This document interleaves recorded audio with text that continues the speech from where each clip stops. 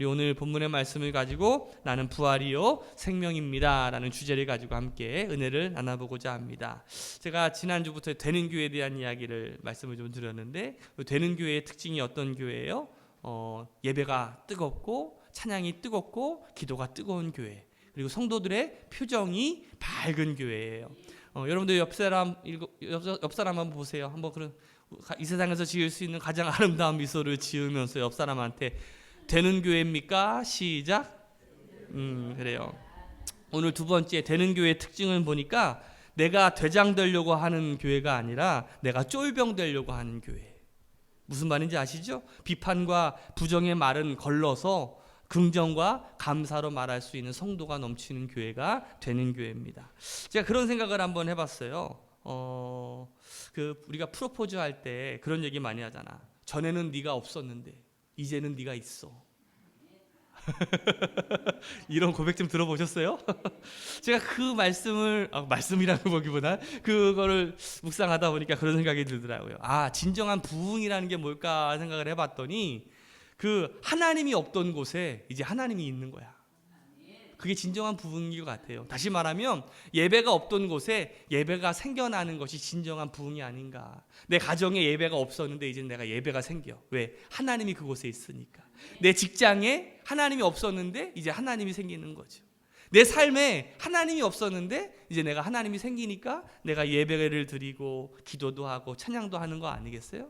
오늘 여러분들의 마음속에 진정한 부흥이 있기를 주님의 이름으로 축복합니다. 한번 따라합시다. 전에는 네가 없었는데 이제는 네가 있더라.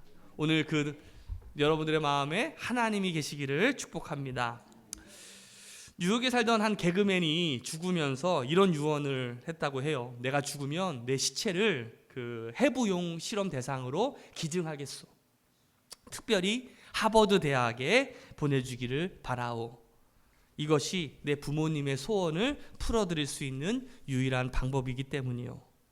내 부모님의 평생 소원은 내가 하버드 대학에 입학하는 거였는데 그건 내가 하버드에 들어갈 수 있는 유일한 방법은 이 방법밖에 없소. 이 사람이 가쁜 숨을 몰아쉬면서 죽음은 역시 고통스럽다라는 말을 남기고 세상을 떠났다라고 합니다. 사실 이 죽음이라는 것은 참 웃을 수 없는 사건입니다. 우리는 이 타인의 죽음에 대해서 여러 가지 많은 이야기들을 할 수 있죠. 하지만 그것이 내가 사랑하는 사람이거나 혹은 내 자신에게 이 죽음이라는 문제가 닥치게 되면 죽음에 대해서 이러쿵저러쿵 이야기하는 것이 사실 쉬운 일이 아닙니다. 세상의 많은 종교와 철학과 사상들은 어떻게 보면 이 죽음에 대해서 미화를 하려고 하는 경향들이 굉장히 많이 있어요. 그래서 한때는 우리가 막 자살 예찬론이라고 하는 것까지 등장하면서 참 어떻게 보면 그런 모습들도 보이기도 하지만 어떻게 보면 이런 모습들은 인간이 이 죽음에 대한 두려움과 공포로 인한 어떻게 보면 도피하고 싶은 마음의 한 방편이 아닌가라는 생각도 들 때가 많이 있어요. 중요한 것은 성경은 절대로 이 죽음이라는 것을 미화하고 있지 않다라는 거예요. 여러분들도 막 죽고 싶은 심정이 들 때도 있죠. 제가 여러분들한테 꼭 당부하고 싶은 것이 있잖아. 내가 정말 죽고 싶은 마음이 들 때 두 가지를 해라. 첫 번째로는 죽을 때 꼭 저한테 전화 한 통화는 하고 죽어라. 마지막으로 목사한테 전화 한 통화는 해야 천국 가지 않겠습니까? 그렇죠? 제가 그래 축복 기도를 해주고 여러분들이 죽는 거야. 두 번째로는 절대 밤에 가지 말고 제가 꼭 어디를 가라고요? 새벽에. 무슨 대교? 잠실대교를 가라. 잠실대교를 가서 이왕 뛰어내리고 태양을 바라보면서 잠실대교에서, 왜냐면 잠실대교 폭이 제일 넓은 것 같아요. 거기 어디야, 마포대교 이런 데 가면은 좀 물 색깔도 막 흙탕물이고 막 그렇더라고. 좀 지저분해. 그리고 막 밤에 막 거기 막 돌아다니면 왠지 막 센치해지고 그러더라고요. 그러니까 이제 그냥 새벽에 탁 동이 틀 때 멋지게 이 잠실대교에서 저한테 전화 한번 딱 하고 축복기도 한번 딱 받고 뛰어내리는 거야. 꼭 여러분들 약속을 지키세요. 내가 죽고 싶은 마음이 들 때는 꼭 그렇게 하셔야 돼. 무슨 말이에요? 죽지 말라라는 거죠. 죽지 말라라는 거예요. 중요한 것은 여러분, 성경은 절대로 죽음을 미화하지 않는다라는 거예요. 성경에는 이 죽음을 결코 아름다운 것으로 묘사하지 않습니다. 죽음은요, 슬프고 허무한 거예요. 죽음은 파괴적이어서 모든 것을 다 빼앗아갑니다. 그래서 성경은 이 죽음을 원수라고 이야기해요. 원수. 그것도 마지막 원수라고 표현합니다. 우리가 인생에서 싸워야 될 마지막 최후의 실존적인 대상이 바로 이 죽음이라는 것이에요. 죽음은요, 너나 나나 할 거 없이 모든 사람이 맞이하게 되는 거예요. 여러분들 한번 물어볼게요. 죽음이 축복일까요? 죽음이 비극일까요? 한번 손 들어보세요. 죽음이 축복이다 하는 사람 손 들어보세요. 손 내려보시고. 죽음은 비극이다 하는 사람 손 들어보세요. 손 안 든 사람은 뭐야? 잘 모르겠어. 오늘 제가 가르쳐 드릴게요. 죽음은요, 비극이에요. 모두가 맞이하게 될 비극이죠. 그런데 이 죽음이 비극적인 이유가 무엇일까? 두 가지 이유가 있어요. 첫째는 필연적이기 때문에 그래요. 죽음은 확실합니다. 여기서 나는 안 죽을 거라고 확신하는 사람 있어요? 아니죠. 나는 죽습니다 하는 사람 손 들어보세요. 어쨌든 100% 다 들어요. 죽음의 확률을 1대1이라고 이해하죠. 1대1. 몇 프로? 100%. 그렇죠. 죽음은 100%야. 심지어 우스갯소리로 이 죽음과 세금 외에는 확실한 것이 없다라고 이렇게 이야기하는데, 제가 요 말은 좀 틀렸어. 왜냐하면 세금을 떼먹는 사람들이 있더라고. 세무사보다 훨씬 더 머리가 좋아서 이중장부나 여러 가지 뭐 기교를 부리건 술수를 부리건 간에, 그래서 막 머리를 쓰고 해가지고 세금을 피할 수는 있어도 절대 피하지 못하는 게 하나가 있습니다. 그게 뭡니까? 죽음이라는 거예요. 두 번째로는 죽음은요, 산자와 죽은 자를 분리시키기 때문에 그래요. 보통 분리가 아니라 철저한 분리입니다. 여러분들 집안에 죽은 사람 같이 살고 있어요? 없죠? 우리는요, 원하든 원하지 않든 헤어질 수밖에 없어요. 어쩌면 이 죽음에 대한 공포는 그 죽음이라고 하는 그 자체에 있기보다는 죽음으로 인해서 어떻게 보면 사랑하는 사람들과 헤어지는 것에 대한 그러한 두려움이 바로 이 죽음에 대한 진정한 공포가 아닌가라는 생각이 들어요.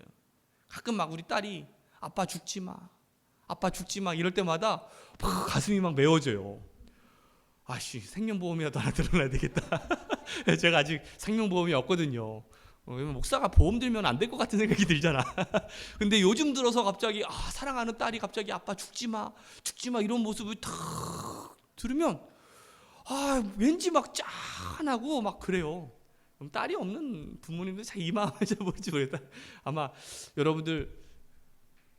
여러분들의 마음속에 어떻게 보면 이런 사랑하는 사람들과 헤어져야 된다는 그 두려움, 그런 것이 어떻게 보면 이 죽음에 대한 가장 큰 어떤 비극이 그리고 공포가 아닌가라는 생각이 들어요. 오늘 본문의 말씀을 보면 그 마르다와 이 마리아의 그 오빠, 이 오라버니가 이제 그 죽음 앞에서 나사로의 죽음 앞에서 절망하고 있는 이 두 자매의 모습을 우리가 볼 수가 있습니다. 이 마르다와 마리아는 이제 오빠가 죽기 전에 이 예수님께서 빨리 오셔서 지금 죽어가고 있는 나사로를 살려주시기를 정말 간절히 원했어요. 그리고 분명히 예수님이라고 한다면 분명히 오셔서 이 나사로의 병을 고쳐주실 거라고 확신했어요. 그래서 11장 3절 말씀에 이렇게 얘기합니다. 그 누이들이 사람을 예수께로 보내서 말하였다. 주님 보십시오. 주님께서 사랑하는 사람이 앓고 있습니다. 이 이야기를 듣는 즉시 그 예수님께서 그냥 모든 일을 다 스톱하시고 막 달려와가지고 이 나사로를 살려주시리라는 기대가 있었죠.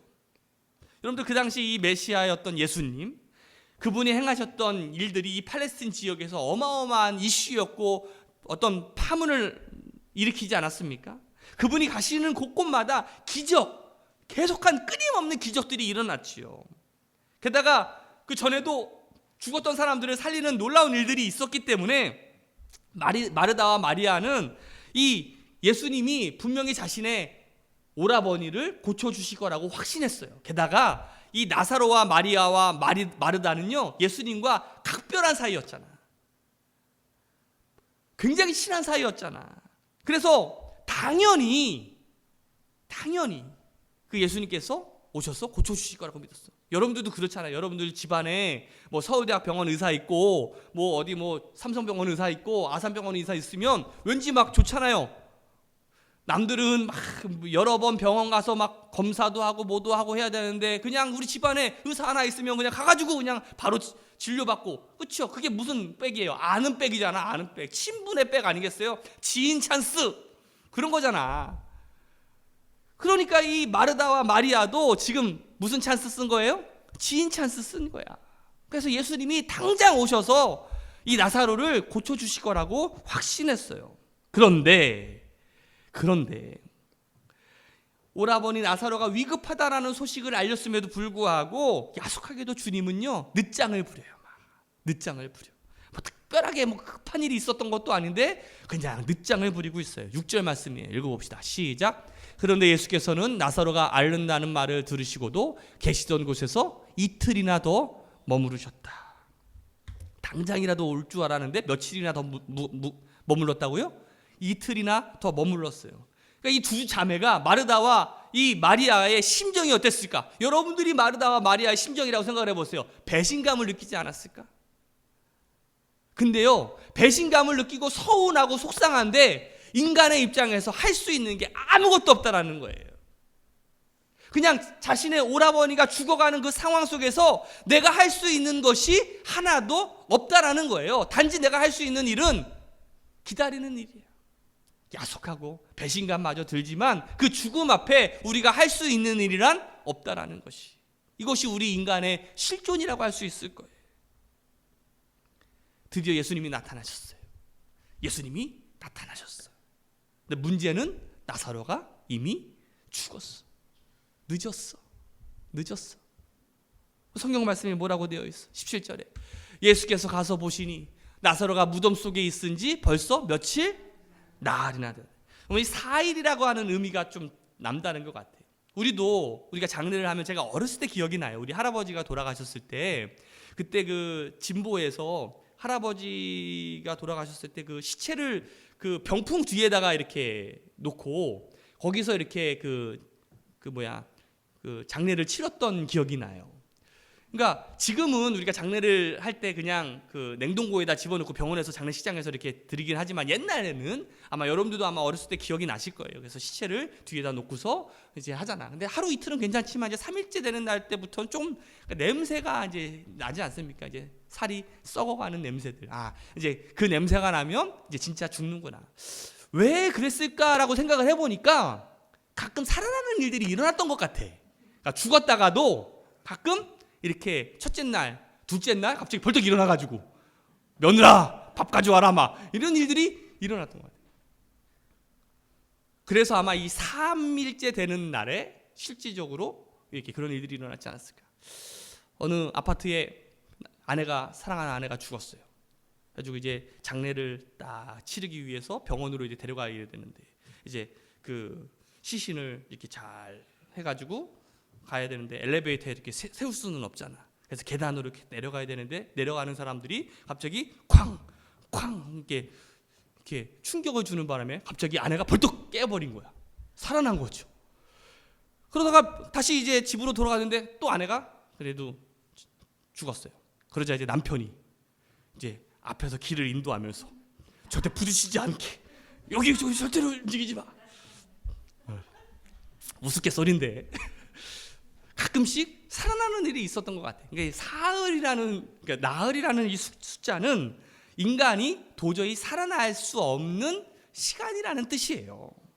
인간의 힘으로는 더 이상 손을 쓸 수 없는 시간, 이미 다 끝났다라는 것을 말하고 있는 것이죠. 그 절망의 순간에 예수님께서 이렇게 선언을 하시는 거예요. 25절과 26절 말씀이에요. 같이 한번 읽어봅시다. 시작. 예수께서 마르다에게 말씀하셨다. 나는 부활이요 생명이니 나를 믿는 사람은 죽어도 살고 살아서 나를 믿는 사람은 영원히 죽지 아니할 것이다. 내가 이것을 믿느냐? 자, 이 부활이라는 거, 부활. 자, 이 예수님은요, 이 말씀을 통해서 이 죽음의 극복은 어떤 불로초나 불로 장생약을 먹어서 단순히 생명을 연장한다라는 그런 의미가 아니라, 오직 예수님을 통해서만, 주님을 통해서만 부활이 있다라는 것을 선언하고 계시는 거예요. 그것을 깨닫게 하시는 거예요. 나는 부활이요 생명이다. 자, 우리가 요한복음에서 예수님의 자기 선언이 우리가 말씀을 좀 나눠보고 있잖아요. 나는 생명의 떡입니다. 나는 세상의 빛입니다. 나는 영원자입니다. 나는 구원의 양의 문입니다. 나는 선한 목자입니다. 오늘 5번째 시간 바로 나는 부활이요 생명입니다 라고 하는 자기 이 선언을 통해서 오늘 예수님께서 여러분들에게 특별한 것을 말씀하시기를 원하고 있다는 거예요. 흔히 우리가 기독교를 가리켜서 영혼 불멸을 가르치는 종교다라고 말을 합니다. 여러분들 맞아요. 우리 기독교는 영혼의 불멸을 이야기합니다. 그런데 기독교의 정말 독특성이 어디에 있는 거냐면 그 기독교의 핵심은 영혼 불멸에 있는 것이 아니라 부활에 있는 거예요. 우리가 영혼 불멸만 강조하다 보면 우리가 어디에 많이 빠지게 되냐면 영지주의에 빠지게 되는 거야. 영지주의라는 것은 뭐냐면 영은 무엇이든지 선한 거고 영원한 거고 이 육은 악한 거라는 거예요. 그리고 한번 내가 구원을 받으면 이 영이 구원받은 거기 때문에 육체는 아무런 죄를 지어도 상관없다라는 거야. 이런 극단적인 죄악까지 우리가 갈 수도 있어요. 그래서 어떻게 보면 다른 이방 종교나 철학 그런 어떤 사상들도 어떤 영혼 불멸을 강조하며 주장하는 데도 꽤 많이 있어요. 여러분 우리가 그리스 철학을 읽다 보면은 그런 영혼 불멸설을 강조하면서 이 육에 대한 것들을 마음대로 막 다루는 그러한 집단들도 굉장히 많이 나타나고 있고요. 그런데 중요한 것은 기독교의 핵심은 이 영혼 불멸을 이야기하는 게 핵심이 아니라 우리의 부활을 이야기하고 있는 거야. 그래서 우리의 몸도 중요한 거예요. 우리의 영혼만 중요한 것이 아니라 모두 중요하다고요? 우리의 몸도 중요하다는 거예요. 사실 이 부활은 예수님 이전에는 어느 누구도 이야기하지 않았던 겁니다. 기독교가 세상의 모든 종교나 사상을 넘어서는 것은 바로 이 부활이라는 것이 있기 때문에 그래요. 그래서 C.S. 루이스는요, 나니아 연대기를 썼던 C.S. 루이스는 예수님의 최대의 업적은 그분이 부활의 메시지를 선포한 것이고 그 메시지대로 사신 것이다 라고 말씀하고 있어요.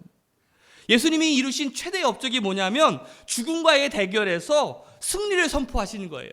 그것이 뭐예요? 바로 이 죽음을 이기시고 다시 살아나신 거잖아요. 바로 죽음을 이기시고 부활하신 것, 그것이 어떻게 보면 예수님의 가장 큰 어떻게 보면 업적이라고 할 수가 있을 거예요. 우리는 자신을 부활이요 생명이라고 표현하신 이 예수님의 말씀을 통해서 오늘 여러분들에게도 주시는 소망의 메시지가 있는 거예요.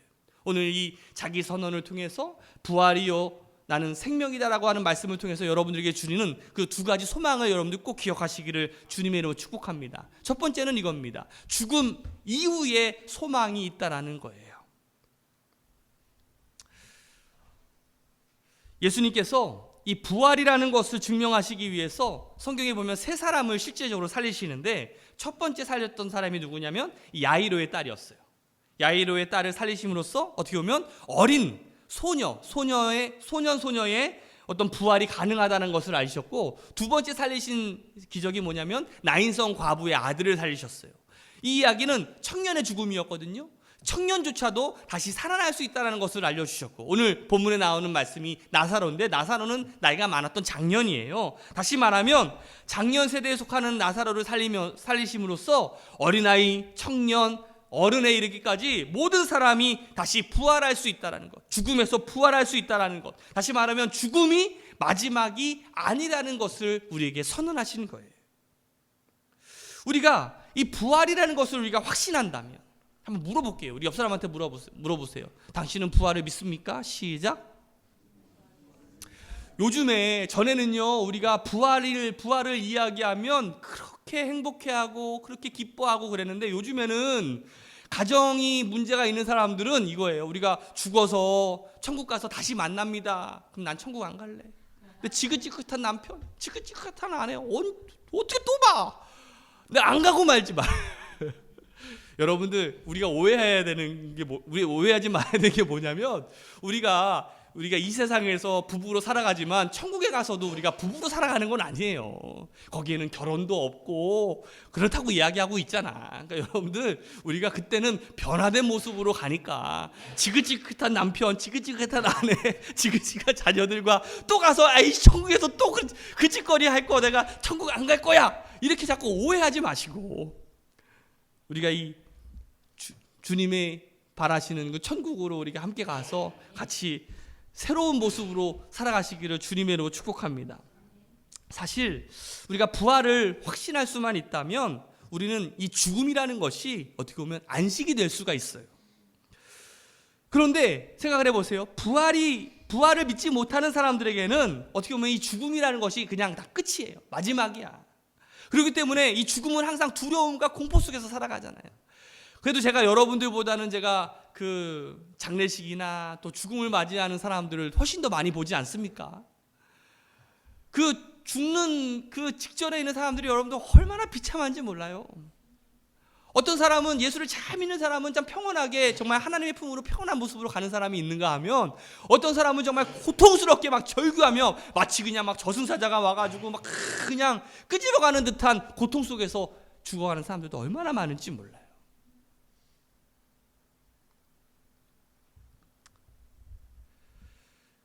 우리가 평안하게 죽음을 우리가 맞이할 수 있는 이유가 뭡니까? 바로 내일에 대한 기대가 있기 때문에 그렇잖아요. 오늘 여러분들이 지금 여유롭게 앉아 계시잖아요. 그냥 아주 고상하게 강남 아줌마들처럼 강남 아저씨들처럼 아주 품위 있게 딱 앉아 계시는데 만약에 여러분들이 내일 다 죽는다고 생각해 보세요. 이렇게 고상할 수 있습니까? 발버둥 치고 난리 날 거예요. 그렇죠? 이런 아비구환이 없을 거예요. 그런데 내일이라고 하는 어떻게 보면 뭐 확신하지도 않지만 확신하려고 믿는 거지만 어떻게 보면 내일이라고 하는 그런 시간에 대한 확신이 있기 때문에 내가 오늘 이렇게 폼을 잡고 우리가 살아가는 거 아니겠어요? 마찬가지로 우리가 부활이라고 하는 것도 마찬가지예요. 우리가 부활에 대한 믿음이 확신할 때 우리는 이 죽음이 바로 안식이 될 수 있다라는 명제를 우리가 선포할 수 있게 되는 거죠.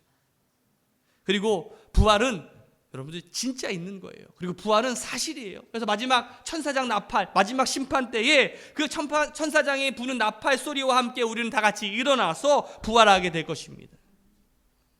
이 세상에 내가 태어나는 것이 기적이었던 것처럼 그 전지전능하신 하나님께서 그분의 능력 안에서 다시 일어나는 이 부활의 사건 또한 기적의, 생명의 기적의 사건으로 일어나게 될 거예요.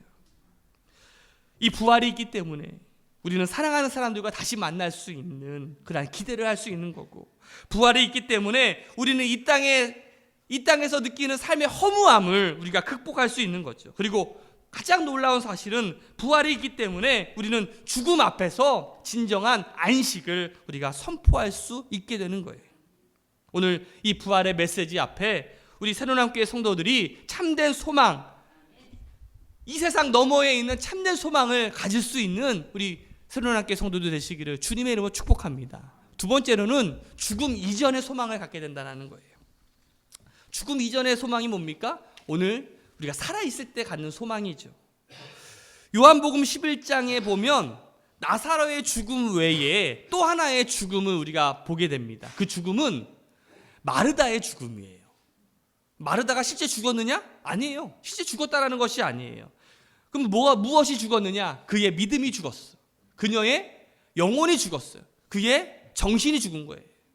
그녀는 지금 주님과 대화를 하고 있습니다. 사랑하는 그 오라버니 그 나사로의 죽음에 대해서 바로 마르다가 죽어있는 듯한 모습으로 보여있는 것을 우리는 성경을 통해서 볼 수 있어요. 그녀의 삶은 이제는 절망이에요. 오라버니가 죽었으니까. 이제는 슬픔이에요. 그냥 다 끝이야. 기쁨도 평안도 다 사라졌어. 내일에 대한 기대도 없어요. 살아있으되 죽어있는 사람과 똑같은 모습이에요. 오늘 마르다의 말을 들어보세요. 자, 21절 말씀이에요. 오늘 본문의 말씀인데 한번 읽어봅시다. 시작. 마르다가 예수께 말하였다. 주님이 여기에 계셨더라면 내 오라버니가 죽지 아니하였을 것입니다. 지금 어떤 상황인지 기억나시죠? 그 마르다와 마리아가 예수님께 사람 보내가지고 빨리 오세요. 우리 오라버니가 죽습니다. 근데 예수님이 오셨을 때는 이미 늦었어. 이미 나흘이나 지난 이미 늦어버린 상태죠. 그때 마르다가 이렇게 예수님께 얘기하는 거예요. 주님이 여기 계셨더라면 내 오라버니가 죽지 않았을 텐데. 어떻게 보면 굉장히 막 믿음이 좋은 듯한 모습 아니겠어요? 그렇죠? 근데 그런 듯한 말투가 아닌 것 같은 게 뭐냐면 약간 그 비아냥거리는 말투인 것 같아요. 왜냐하면 그 다음 절을 읽다 보면 이 마르다의 심정이 어땠는지를 우리가 볼 수 있는데, 자, 이 말씀을 하셨을 때 예수님께서 뭐라고 얘기하시냐면 네 오라버니가 살아날 것이다, 살아날 것이다라고 말씀을 하셔요. 예수님께서. 그때 24절에 이 마르다가 뭐라고 얘기하냐면 이렇게 얘기하는 거예요. 마르다가 예수께 말하였다. 마지막 날 부활 때에 그가 다시 살아나리라는 것을 내가 압니다. 거꾸로 말하면 지금은 죽었죠. 다 끝났어요. 마지막 날 때 살아날 것을 내가 알아요. 이런 듯한 말투죠. 마르다는 마지막 날에 이 부활을 믿는다고 하면서도 지금 여기서 이루실, 지금 여기에서 이루실 그 주님의 구체적인 능력을 믿지 못하고 있는 거예요. 여러분들, 우리도 착각할 때가 참 많이 있는 것 같아요. 어떻게 보면 마르다의 모습이 오늘 우리들의 모습과 참 비슷한 것 같아요. 예수님은 우리가 죽어서 필요한 존재지 지금 현재 여기에선 별로 필요한 존재가 아니야. 실질적으로 그런 사람들도 꽤 많이 있어요. 우리가 장례, 추도 예배하고 제사 드릴 때 여러분들 기도교식으로 하면 참 편하다는 것을 세상 사람들이 알아요. 그래가지고 죽기 직전에 이제 교회를 다녀. 그러면 전에는 막 제사상에 막 엄청나게 막 차리고 막 그래야 되는데, 기독교는요, 추도 예배만 드리면 되는 거잖아. 예배만 드리니까 아주 간편하니까 그래, 이제 죽으면 그때 우리가 교회 다녀야지 하는 사람들도 얼마나 많은지 몰라요. 왜? 편하려고. 여러분들은, 혹시 앉아있는 여러분들은 그래서 교회 다니시는 분들은 아니겠죠. 우리도 마찬가지잖아요. 혹시 우리들의 마음속에 예수님이라고 하는 존재가 내가 죽어서 천국 가기 위해서 필요한 존재지, 내가 지금 살아있을 때는 별 필요한 존재로 느끼지 못하면서 우리가 살아갈 때가 얼마나 많이 있습니까? 이게 남의 이야기예요? 아니, 우리들의 이야기예요. 오늘 여러분들의 이야기예요. 지금 여기 현재에 필요 없는 존재. 요한복음 4장에 보면 예수님과 그 사마리아 여인에 대한 이야기가 나와요. 오늘 여러분 집에 가서 한번 읽어보세요. 거기에 보면 이 사마리아 여인이 이 메시아를 기다리고 있었어. 그리고 그 메시아가 올 것이라는 것을 믿고 있었어요. 그런데 이 예수님과 사마리아 여인과의 대화 속에서 이 예배 문제가 이렇게 거론되면서 이야기할 때 주님께서 이렇게 말씀하십니다. 4장 23절에 아버지께 참으로 예배하는 자는 신령과 진정으로 예배할 때가 오나니 곧 이때라. 아버지께서 이렇게 자기에게 예배하는 자들을 찾으시느니라 라고 말씀하고 있거든요. 이 예수님의 이 메시지는 뭡니까? 참으로 신령과 진리 안에서 하나님을 찾는 자들만이 이 메시아를 만날 수 있다라는 것을 의미하고 있는 거예요. 그런데 이 사마리아 여인은 앞으로 언젠가 오실 그 메시아는 믿고 있었는데, 지금 이 순간 나와 함께 하시고 내 삶을 이끄시는 그 하나님은 우리가 바라보지 못하고 있었다라는 거예요. 여러분, 이 말의 뜻을 여러분들 깨닫고 계십니까? 부활의 신앙은 미래의 신앙이에요. 그러나 중요한 것, 동시에 현재의 신앙이에요. 25절에 보니까 나를 믿는 자는 죽어도 살겠고, 여기에 살겠고라는 것은 현재형이에요. 무슨 말이에요? 그리스도 안에서 영원한 생명을 체험한 사람은 하나님과 끊어질 수 없는 관계, 하나님과 끊어질 수 없는 교제 속에 들어간다라는 거예요. 오늘 여러분들이 하나님이 여러분들의 삶에 개입하고 계십니까? 그러면 여러분들이 지금 부활하신 하나님과 끊임없이 지금 여러분들의 삶을 살아가고 있는 거예요. 그냥 예수님이 내가 죽어서 필요한 존재지 하는 그 순간에 우리는 반쪽 하나님만 우리가 믿고 있는지도 몰라요. 오늘 본문의 말씀은 더 구체적이에요. 내 안에 거하시는 하나님이 허락하신 그 영원한 생명이 지금 나의 삶을 지배하고 다스림으로써 오늘의 슬픔과 좌절과 불신앙을 극복하고 승리의 생활을 할 수 있게끔 만들어준다라는 거예요. 오늘 여러분들의 삶 속에 하나님이 계시고 부활하신 하나님이 계시면 여러분들이 절망하고 고통하고 그리고 괴로워하는 삶이 아니라, 그리고 승리의 삶을 살아갈 수 있는 삶이 된다라는 거예요. 오늘 여러분들이 그 부활하신 그리고 생명이신 그 예수님을 통해서 여러분들의 슬픔과 좌절을 딛고서 일어설 수 있는, 그리고 내일을 향해서 나아갈 수 있는 소망의 사람들이 되시기를 주님의 이름으로 축복합니다. 옆 사람한테 한번 물어보세요. 당신에게 부활의 하나님이 있습니까? 시작. 여러분들, 종교개혁을 일으킨 사람이 누구죠? 마틴 루터예요. 마틴 루터. 이 마틴 루터가 홀로 이 로마 카톨릭과 싸우는데 얼마나 힘들었을까. 수많은 죽음의 위협 속에서, 정말 빗발치는 여러 가지 어려움 속에서 정말 때로는 지치고 때로는 절망감에 빠질 때가 있었죠. 어느 날 완전히 탈진되어 가지고 완전히 무기력한 모습으로 집안에 다 이렇게 앉아 있는 거예요. 마틴 루터도 사람인데 그럴 때가 있겠죠. 정말 힘들고 지치고 탈진해서 완전히 무기력한 모습으로 딱 앉아 있는데, 갑자기 아내가 흰 상복을 입고서 대성통곡을 하는 거예요. 아이고 아이고. 이거는 제가 이제 우리나라 버전으로 이제 그 각색한 거니까 여러분들 이해하고 들으세요. 그냥 통곡을 하고 있는 그 아내를 보면서 그냥 깜짝 놀라가지고 루터가 묻습니다. 아니, 누가 죽었어? 누가 죽었어? 그러자 아내가 말합니다. 하나님이 돌아가셨어요. 하나님이 죽었어요. 그러자 이 루터가 막 화를 내면서 막 성질을 내면서 아내한테 막 소리칩니다. 아니, 어떻게 전능하신 살아계신 하나님께, 하나님 보고 죽었다라고 말할 수 있어? 그냥 정색을 하면서 막 소리를 지르니까 아내가 이렇게 얘기를 하는 거예요. 하나님이 돌아가시지 않고 살아계시다면 지금 당신의 모습이 이렇게 무기력하고 그리고 자포자기한 채로 앉아 있을 리가 없습니다.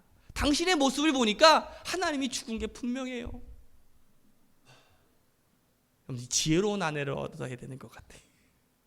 이 이야기를 듣고서 다시 루터가 힘을 내서 그 종교개혁을 하는 일에 다시 힘을 냈다라고 합니다. 사랑하는 새로운교회 성도 여러분들, 주님께서는요 살아계셔요. 주님께서는요 다시 부활의 소망을 통해서 우리에게 힘을 주시기를 원해요. 주님께서 이 무덤 저 건너편에 위대한 소망을, 우리에게 천국의 소망을 주셨지만 동일한 부활의 능력으로 지금 이 순간 여러분들과 함께하고 있다는 사실을 꼭 믿으시기를 주님으로 축복합니다. 그 부활의 주님께서 오늘 내 삶에 개입하셔서 내 삶을 치유하시고 나를 새롭게 하기를 원하고 계셔요. 문제는 이것을 우리가 믿지 못하는 불신앙에 있어요. 오늘 주님께서 우리에게 묻습니다. 살아서 나를 믿는 사람은 영원히 죽지 아니할 것이다. 내가 이것을 믿느냐? 어려움이 우리의 삶을 뒤흔들지라도 여러분들 낙심하지 맙시다. 그리고 살아계신 하나님을 신뢰할 수 있는 우리 새로운교회 성도들 되시기를 주님의 이름으로 축복합니다. 오늘 우리는 두 가지의 죽음을 봤어요. 하나는 이 나사로의 육체적인 죽음이죠. 또 하나는 살아있지만 죽은 사람처럼 살고 있는 마르다의 모습이에요. 마치 소아시아에 있었던 그 사대교회를 향한 주님의 비판의 말씀이, 지적과 지적의 말씀이 똑같은 말씀이 생각이 나는데, 내가 살았다라는 이름을 가졌으나 죽은 자로다. 오늘 우리들의 신앙과 우리들의 모습이 혹시 이런 모습이 아니었다, 이런 모습이라면 오늘 이 시간 회개하고 우리의 마음속에 다시 진정한 부활의 주님을 우리가 모시고 다시 일어설 수 있는, 회복되어지는 우리 새로운교회 성도들 되시기를 주님의 이름으로 축복합니다. 기도하겠습니다.